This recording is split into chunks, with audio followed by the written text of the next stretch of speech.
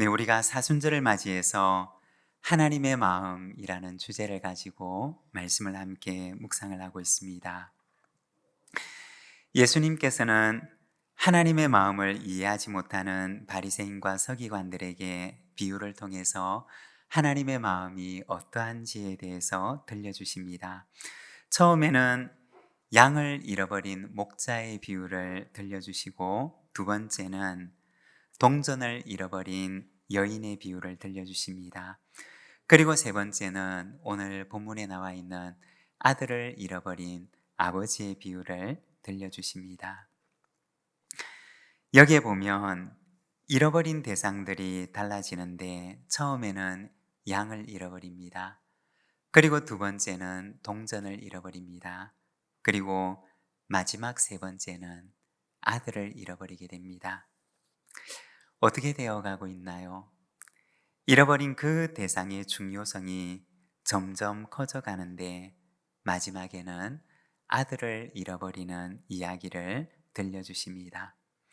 그리고 수적으로도 점점 심화되어 가는데, 처음에는 100마리 가운데 한 마리를 잃어버립니다. 그리고 두 번째는 10개 가운데 하나를 잃어버립니다. 그리고 마지막 세 번째는 두 아들 가운데 하나를 잃어버리게 됩니다. 잃어버린 대상의 가치와 중요성이 점점 커져가는 것을 보여줍니다. 그리고 잃어버린 그 한 대상이 잃어버린 자에게 얼마나 귀한 것인지를 아느냐라고 말씀해 주고 계시는 것입니다. 오늘은 누가복음 15장에 나오는 예수님의 세 번째 비유를 통해서 잃은 아들을 찾은 아버지의 기쁨이라는 제목으로 우리가 말씀을 함께 나누고자 합니다. 오늘 말씀에 보면 두 아들을 두고 있는 한 아버지의 이야기를 보여주고 있습니다.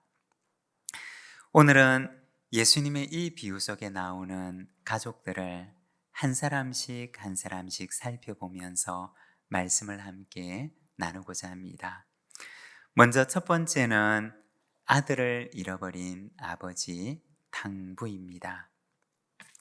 오늘 말씀에 보면 아들을 잃게 된 아버지의 이야기가 나오는데, 11절과 12절의 말씀을 우리 자막을 보면서 같이 한번 봉독하겠습니다. 또 이르시되 어떤 사람에게 두 아들이 있는데 그 둘째가 아버지에게 말하되 아버지여 재산 중에서 내게 돌아올 분깃을 내게 주소서 하는지라. 아버지가 그 살림을 각각 나누어 주었더니. 여기에 보면 두 아들이 있었던 아버지에 대한 이야기를 보여주고 있습니다. 어느 날 둘째 아들이 아버지를 찾아오게 됩니다. 그리고 아버지에게 요구합니다. 아버지의 재산 중에서 내게 돌아올 유산을 주십시오. 여러분, 이 아들을 한번 보십시오. 얼마나 당돌합니까? 얼마나 당돌한 요구를 아버지에게 하고 있습니까? 지금도 그렇지만 당시에도 유산이라고 하는 것은 아버지가 돌아가시고 난 뒤에야 남은 자녀들에게 생기게 되는 권리였습니다. 아버지가 돌아가시지 않았는데도 유산을 요구한다고 하는 것은 아버지에게 있어서는 배은망덕한 일이었던 것입니다. 결코 해서는 안 되는 일을 하고 있었던 것입니다. 그런데 오늘 말씀에 보면 이 아버지는 어떻게 하느냐? 그 아들을 호되게 꾸지람을 했어야 하는 상황인데, 그런데 이 아버지는 전혀 논리적이지 않고 전혀 상식적이지 않은 태도를 취하게 됩니다. 12절 말씀을 보면 이렇게 말합니다. 아버지가 그 살림을 각각 나누어 주었더니. 이 말씀을 원어 성경을 보게 되면 이렇게 말하고 있는데, 아버지가 그 살림을 그들에게 나누어 주었다 라고 합니다. 그러니까 이 아버지는 아무 말도 하지 않고 아무 대꾸도 없이 두 아들에게 아버지의 재산을 나누어 주었던 것입니다. 여러분 어떠한가요? 아버지의 이 행동은 정말 상식적인 행동인가요? 그렇지 않은 행동인가요? 아버지가 보여주었던 이 태도는 지극히 논리적인 태도인가요? 아니면 그렇지 않은 태도인가요? 아버지가 보여주었던 행동은 논리적이지도 않았고 상식적이지도 않았습니다. 아버지는 지극히 비논리적이고 지극히 비상식적인 행동을 보여주었던 것입니다. 13절에 보면 아버지의 재산을 받은 아들의 행동을 보여줍니다. 그 후 며칠이 안 되어 둘째 아들이 재물을 다 모아가지고 먼 나라에 가 거기서 호랑방탕하여 그 재산을 낭비하더니. 여러분, 이 아들을 한번 보십시오. 이 아들은 아버지의 그 소중한 재산을 가지고 가서 그 재산을 호랑방탕하며 낭비하게 됩니다. 여기서 낭비하다라고 하는 말은 본래 의미가 나누어 주다, 흩어버리다 라는 뜻입니다. 아버지의 그 소중한 재산을 받아가지고 이 아들은 먼 나라에 가서 그 재산을 흩어버렸던 것입니다. 여러분, 이 아들의 행동을 이해하실 수가 있으신가요? 이 아들이 했던 그 행동을 쉽게 수긍하고 용납하실 수가 있으신가요? 그런데 사실은 이 아들이 했던 행동과 아버지가 하고 있는 이 행동은 개념상으로 보게 되면 똑같은 행동이었다는 것입니다. 아들이 그 재산을 먼 나라에 가서 흩어버렸던 것처럼 그 아버지도 자기에게 있는 그 재산을 다 흩어버리는 낭비스러운 행동을 했다는 것입니다. 한자 가운데 탕자라고 하는 한자가 있습니다. 이 탕자는 흩어지다 라는 뜻을 지니고 있는 탕자입니다. 그렇게 보면 이런 의미에서 아버지는 말 그대로 탕부였던 것입니다. 자기에게 있는 재산을 흩어버렸던, 자기에게 있는 재산을 모두 나누어 줘버렸던 낭비스러운 아버지였던 것입니다. 저도 부모님에 대해서 생각을 해보면 상식적으로 그리고 논리적으로 이해가 되지 않는 때가 있었습니다. 어렸을 적에는 당연하다고 여겼지만 언제부터인가 부모님께 용돈을 받아 쓰는 것이 미안하게 여겨지는 순간이 있었습니다. 아마 넉넉하지 않은 집안 형편을 알게 되었던 때부터였을 것입니다. 그래서 대학 다니던 시절에 아르바이트를 하게 되면 받은 아르바이트비를 어머니께 드렸습니다. 그러면 어머니께서는 너가 들고 있으면서 너 용돈으로 쓰라고 말씀을 하셨습니다. 그렇지만 당시 저의 마음으로서는 그래도 어머니께 드리고 싶었습니다.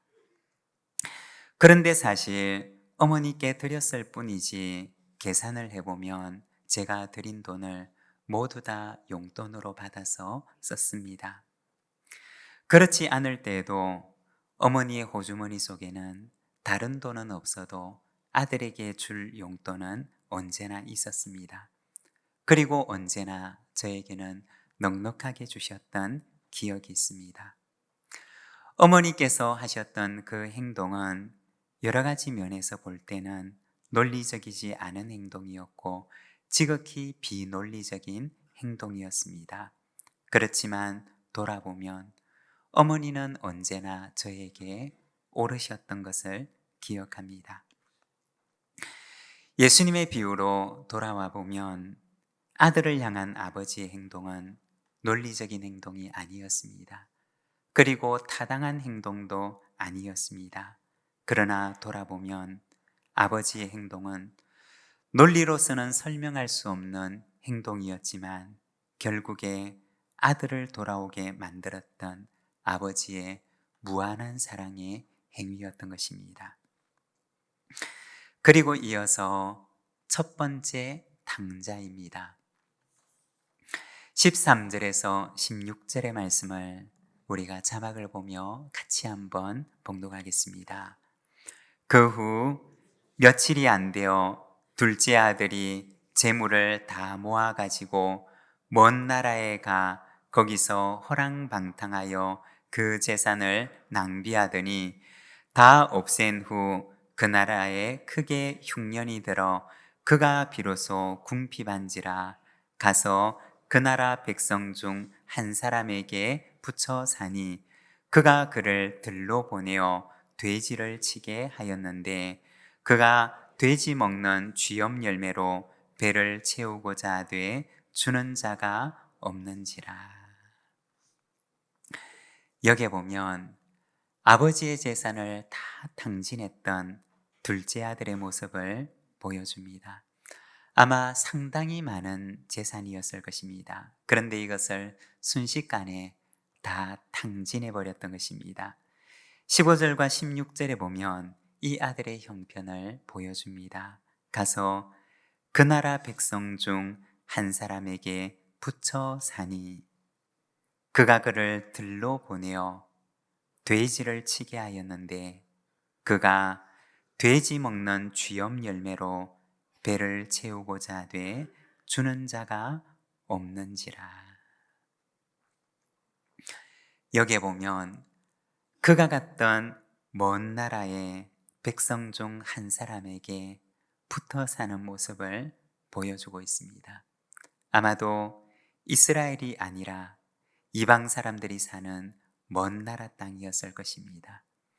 그리고 돼지라고 하는 짐승은 당시 이스라엘 문화에 있어서는 부정한 짐승으로 여겨지는 동물이었습니다.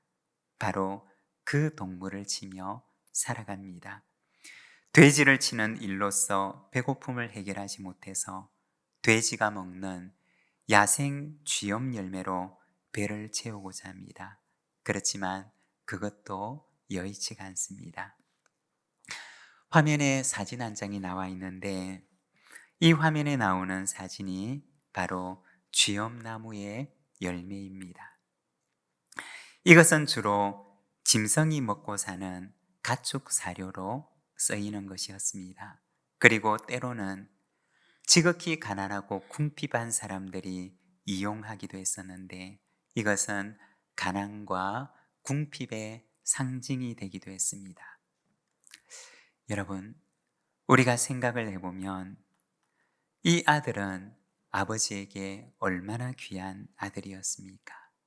그렇지만 이곳 이방 땅에서는 그를 그 귀한 아들로 생각해 주는 사람은 아무도 없었습니다. 그는 그냥 돼지나 치면서 사는 한 사람의 품꾼, 그 이상도 이하도 아니었던 것입니다. 그러면 이 둘째 아들 자신은 자기를 어떻게 생각했을까요? 여전히 자기가 귀한 아들이라고 생각을 했을까요? 그렇지 않았을 것입니다. 그 이방 땅에서 살아가면서 귀한 아들이라 불리던 그 귀한 신분은 잊어버린 지가 오래였고 이제는 오늘 배불릴 수 있는 품이 있으면 족한 품꾼 그 이상도 이하도 아니었을 것입니다. 19절에 보면 심지어 아버지에 대해서 떠올릴 때도 그는 마음속으로 이렇게 말합니다. 내가 아버지에게 가면 아버지, 나를 그냥 품꾼의 하나로 보시고 나를 받아주십시오 라고 얘기를 해야지 라고 생각을 합니다. 그는 정말 뼛속까지 품꾼이 되어 있었던 것입니다. 그런데 그의 마음속에 한 가지 생각이 떠오릅니다. 그를 회복시킬 보석 같은 생각이 떠오르게 되었던 것입니다. 바로 아버지에 대한 생각이었던 것입니다. 17절에 보면 그는 이렇게 말을 합니다. 이에 스스로 돌이켜 이르되 내 아버지에게는 양식이 풍족한 품꾼이 얼마나 많은가. 아버지에 대한 기억이 마음속에 떠오르는데 그의 기억 속에 있는 아버지는 어떤 분이었느냐? 그분은 품꾼에게도 자비와 사랑이 가득한 분이었습니다. 품꾼도 품꾼이 아니라 사랑과 자비로 그리고 진심으로 대했던 것이 그의 아버지였던 것입니다. 바로 이 아들의 마음속에 그러한 아버지의 성품이 기억이 났던 것입니다. 여러분, 성품이라고 하는 것은 무엇일까요? 성품이라고 하는 것은 어떤 사람의 마음속에 있는 것을 말하는 것이 아닙니다. 그 사람의 마음속에 있는 형체가 없는 무형의 상태의 어떤 것을 말하는 것이 아닙니다. 성품이란 무엇이냐? 그가 다른 사람을 어떻게 대하는가? 라고 하는 것입니다. 그가 다른 이를 대하는 구체적인 태도와 행동 방식이 바로 그 사람의 성품인 것입니다. 둘째 아들의 기억 속에 아버지가 품꾼을 대했던 그 방식과 그 태도가 기억이 났던 것입니다.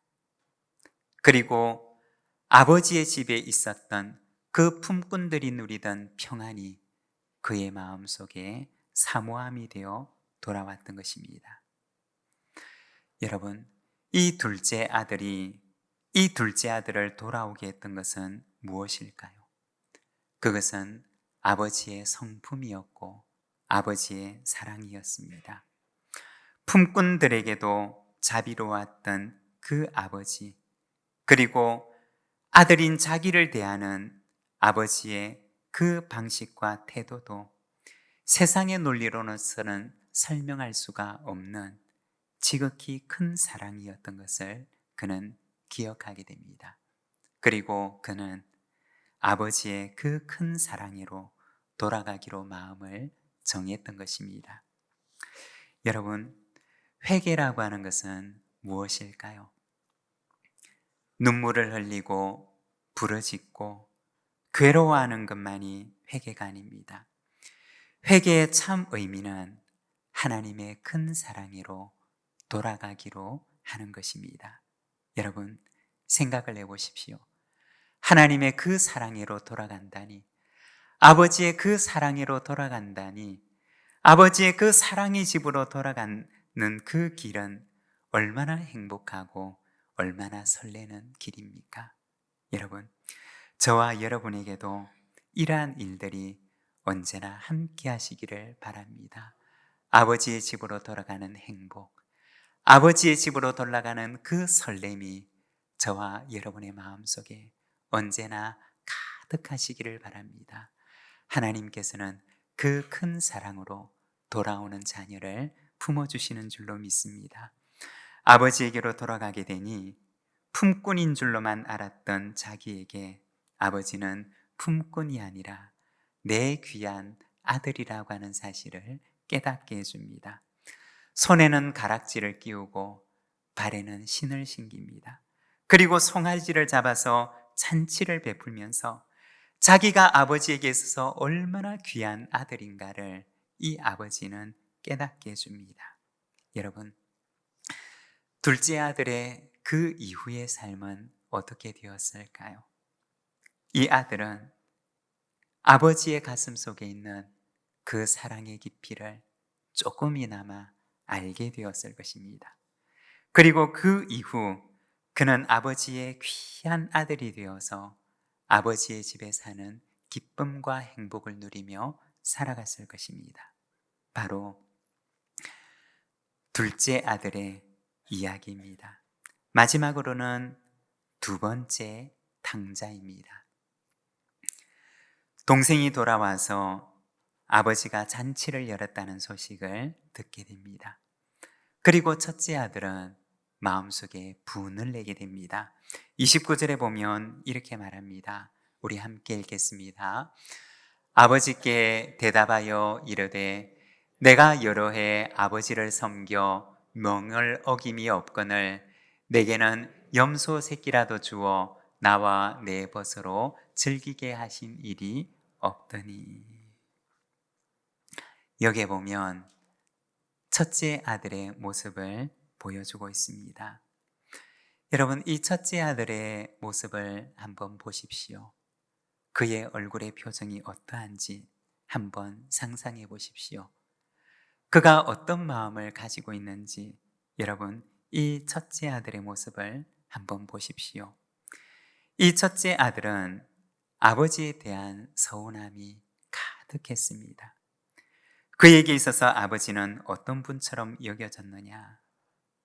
자기를 위해서는 염소 새끼 하나라도 주신 적이 없는 매정하고 인색한 아버지처럼 여겨졌던 것입니다.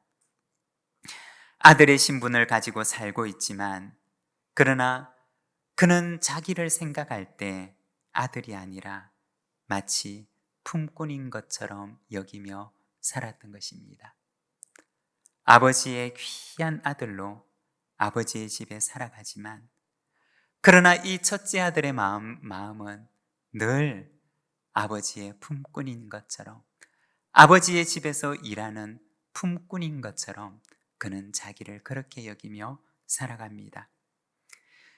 물리적으로 볼 때는 한 번도 아버지의 집을 떠난 적이 없었던 아들이었지만 다른 한편으로 보면 그는 한 번도 아버지의 사랑 안에, 아버지의 집 안에 거한 적이 없었던 아들이었던 것입니다. 그는 언제나 아버지의 사랑 밖에 있었고 아버지의 집 밖에 있었고 아버지의 집을 떠나 있었던 또 한 사람의 탕자였던 것입니다. 둘째 아들은 이제 돌아와서 아버지의 집에 있지만 그러나 이 첫째 아들은 여전히 아직도 돌아오지 않았던 두 번째 탕자였던 것입니다. 여러분, 우리는 모두가 다 탕자입니다. 떠났다가 돌아왔던 탕자이든 떠나서 아직도 돌아오지 않은 탕자이든 우리는 모두가 다 탕자입니다. 그런데 분명한 것은 아버지는 그 탕자를 위해 자기의 전부를 내어주기까지 사랑하셨다는 것입니다. 하나님은 하나님의 본래의 영광을 다 버리시고 인간의 몸을 입으시고 이 땅에 오시기까지 우리를 사랑하셨습니다. 그리고 사랑하는 아들을 주시기까지 하나님은 우리를 사랑하셨습니다. 이해할 수 없는 사랑으로 사랑하셨고 논리로서는 설명할 수 없는 사랑으로 사랑하셨습니다. 그리고 그 사랑은 우리에게 언제나 오르셨습니다. 그 사랑이 우리의 마음을 하나님께로 향하도록 했던 것입니다. 여러분, 우리는 돌아온 탕자입니까? 아니면 아직까지도 돌아오지 않는 탕자입니까? 우리는 하나님의 그 큰 사랑을 알게 된 아들과 딸입니까? 아니면 아직도 하나님의 사랑 밖에 있다고 여기는 아들과 딸입니까?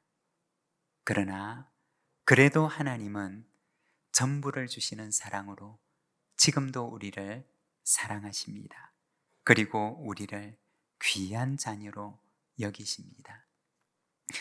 우리가 이 시간 함께 기도하기를 원합니다. 주님, 아직도 첫째 아들처럼 하나님의 사랑을 의심하고 하나님의 사랑을 온전하게 받아들이지 못하고 있는 우리에게 하나님의 그 큰 사랑을 알고 깨달을 수 있는 믿음을 주시옵소서.